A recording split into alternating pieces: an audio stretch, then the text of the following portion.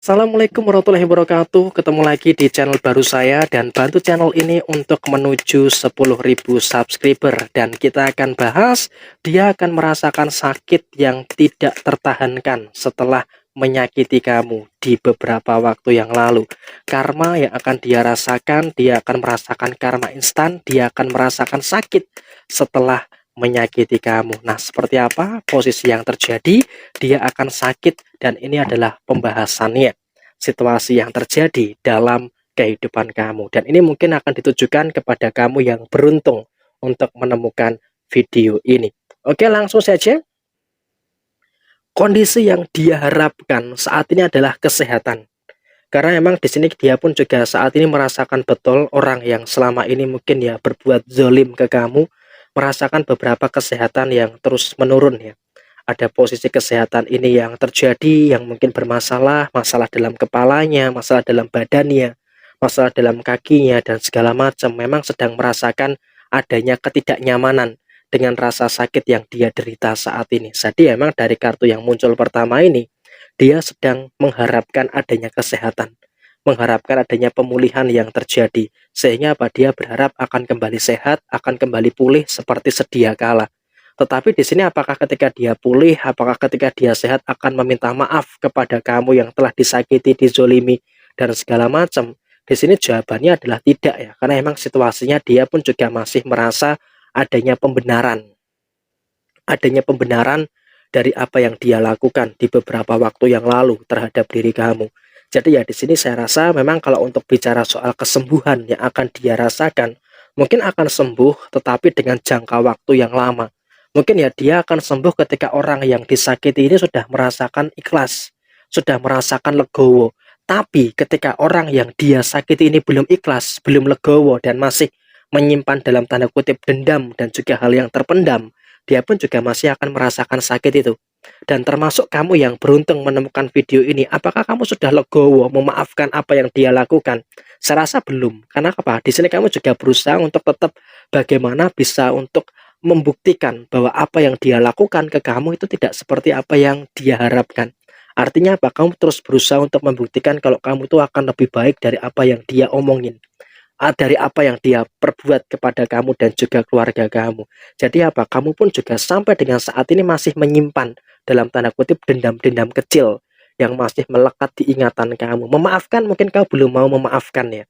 Karena situasinya kamu juga menyadari betapa kejamnya yang dia lakukan kepada kamu dan juga keluarga kamu. Jadi ya ketika kamu belum memaafkan, ya si dia nggak akan sembuh. Si dia belum akan bisa pulih. Karena apa? Orang yang disakitinya belum ikhlas, belum memaafkan secara ikhlas. Jadi ya memang kalau dia pengen sembuh, seharusnya dia simpel saja. Berobat secara medis, iya. Berobat secara ya seperti itu juga boleh-boleh saja alternatif. Tetapi yang terpenting adalah meminta maaf kepada orang yang pernah dia sakiti. Nah, ini adalah obat yang paling mujarab. Sebenarnya seperti itu. Nah, di sini kamu dan juga keluarga kamu, di dalam hati kecil kamu memang masih merasakan dendam, masih merasakan adanya rasa sakit yang mungkin belum sembuh ya, yang mungkin juga belum kering luka itu. Karena apa? Masih terjadi ingatan-ingatan yang mengingat betapa kejamnya dia ke kamu, betapa jahatnya fitnah dia, betapa kejamnya apa yang dilakukan dia kepada keluarga kamu. Sehingga apa? Selagi kamu belum memaafkan, kamu dan keluarga kamu belum ikhlas memaafkan, ya dia akan terus sakit. Dia akan terus seperti itu. Mungkin ya saat ini dia pun masih bisa berjalan, masih bisa untuk ya menikmati segala sesuatu yang ada, tapi seiring berjalannya waktu, dia juga sebentar lagi akan merasakan bunga tidur. Artinya apa? Dia akan bisa hidup di dalam tempat tidur saja. Jadi emang situasinya adalah di sini dia pun juga semakin digerogoti dengan rasa sakitnya, semakin digerogoti dengan penyakitnya yang mungkin ya ini juga bukan hanya diakibatkan karena habit yang dia lakukan, tapi juga bisa saja ini merupakan balasan dari apa yang dia perbuat. Jadi di sini kamu pun juga masih menyimpan dendam dan tetap percaya diri kamu. Kamu percaya diri kalau ini merupakan balasan dari Allah Subhanahu wa taala kepada dia yang menyakiti kamu. Jadi ya di sini posisinya adalah kamu setengah seneng gitu loh, setengah seneng melihat apa yang terjadi. Karena apa? Orang yang menyakiti kamu, orang yang mengkhianati kamu dan juga menyakiti dan juga menghina kamu, ternyata semakin merasakan kehancuran ditambah dengan penyakit-penyakit yang dia rasakan. Dan di sini kamu harus bisa untuk menjaga kestabilan emosi kamu. Ketika kau mendengar kabar si dia sakit, kau melihat si dia sakit, hentikan untuk menampakkan rasa senang kamu. Karena apa? Kamu juga harus bisa menjaga perasaan banyak orang, tetap kendalikan perasaan kamu, tetap stabil, jangan sampai kamu terlihat bahagia ketika si dia ini menderita. Memang dalam hati kecil kamu akan bahagia melihat penderitaan si dia ini, tapi tolong jangan nampakkan itu secara terang-terangan. Karena apa? Di sini kamu juga harus menjaga perasaan orang lain, jaga perasaan keluarganya. Karena apa? Urusannya itu antara kamu dan juga si dia, bukan kepada keluarganya. Jadi kamu juga harus bisa untuk menjaga perasaan keluarganya. Dan kemudian di sini juga ketika memang kamu sudah ikhlas nantinya, ya silahkan dimaafkan. Tetapi ketika memang belum, saya juga tidak bisa maksa. Karena apa? Ketika kau memaafkan pun ketika tidak ada keikhlasan, ya buat apa? Jadi ketika sudah ada keikhlasan, ya barulah kau di sini harus berani untuk memaafkan supaya apa? Tercipta kedamaian. Karena seperti yang saya sampaikan tadi, si dia ini belum akan sembuh ketika kamu belum memaafkan, ketika keluarga kamu belum memaafkan kesalahan si dia ini. Jadi ya memang simpelnya seperti itu. Jadi mau sampai kapan dia akan merasakan itu? Ya sampai kamu itu ikhlas, sampai kamu tuh legowo. Ketika dia dalam situasi yang seperti ini, kamu nggak terketuk nggak hatinya untuk memaafkan dia, walaupun memang saat ini kamu tuh belum tersentuh hatinya, karena kamu masih mengingat ada kemelekatan terkait dengan apa yang dia lakukan. Memang sebagai manusia kita harus memaafkan, tetapi dalam kehidupan bermasyarakat, secara fakta, secara faktual kita nggak bisa memaksakan. Kita nggak tahu situasinya seperti apa yang dia perbuat ke kamu.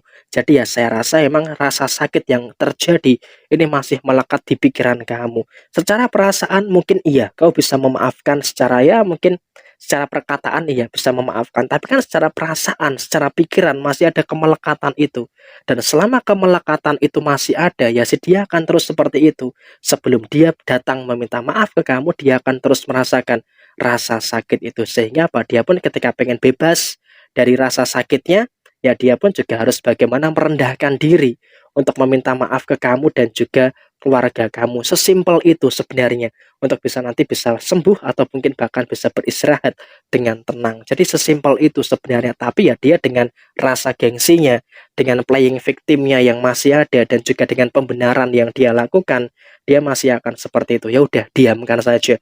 Yang penting di sini kamu juga sudah tahu dia akan tergantung ke kamu. Ketika kamu sudah memaafkan dengan ikhlas, si dia akan sembuh dari rasa sakitnya. Jadi ya seperti ini merupakan hal yang terjadi. Nah, kenapa kok bisa terjadi?